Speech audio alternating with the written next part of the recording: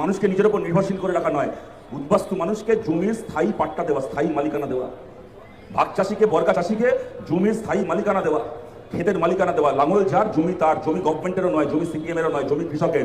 কালকে যদি CPM writers building থেকে চলে যায় তাহলে কৃষককে তার জমি থেকে কেউ তুলতে পারবে না। এটাকে বলে উন্নয়ন। আজকে বামফ্রন্ট সরকার চলে গেছে, কিন্তু গোটা বাংলা জুড়ে বামপন্থীদের আমলে যে উদ্বাস্তু কলোনি তৈরি হয়েছে, আজকে সরকারে যে আসুক, তৃণমূল আসুক, বিজেপি আসুক, ডোনাল্ড ট্রাম্প আসুক, পুতিন আসুক, যে পারে গভর্নমেন্টে আসুক, কারো বাবার ক্ষমতা নেই কোনো উদ্বাস্তু পরিবারকে তার জমি থেকে উচ্ছেদ করবে। তার কারণটা হচ্ছে বামফ্রন্ট তার জন্য ঠেকনা দিয়ে যায়নি, তাকে ডিগনিটি দিয়ে গেছে, তাকে মর্যাদা দিয়ে গেছে, তাকে সারা জীবনের জন্য মালিকানা দিয়ে গেছে।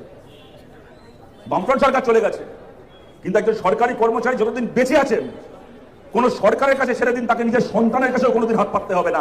যে কদিন বেঁচে আছেন মাথা উঁচু করে বাঁচবেন। জ্যোতি বসু, বুদ্ধদেব ভট্টাচার্য সরকার তাকে ডিগনিটির সঙ্গে বাঁচার জন্য, মর্যাদার সঙ্গে বাঁচার জন্য তাকে ডিএর অধিকার, ডিএর আইন করে দিয়ে গেছেন।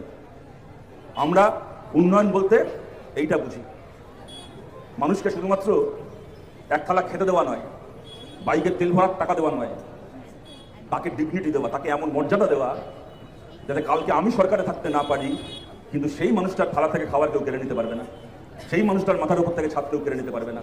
যতদিন সে বেঁচে থাকবে, ডিগনিটির সঙ্গে বেঁচে থাকবে, মর্যাদার সঙ্গে বেঁচে থাকবে। যদি আপনারা মনে করেন, যারা দূর থেকে আমাদের কথা শুনছেন, উন্নয়নটা এরকম হওয়া উচিত, তাহলে এই উন্নয়ন করার জন্য আপনারা সপ্তর্ষিকে, আপনারা দীপশিতাকে পশ্চিমবাংলার বিধানসভায় পাঠান, বামপন্থীদের আওয়াজকে বিধানসভায় শক্তিশালী করুন।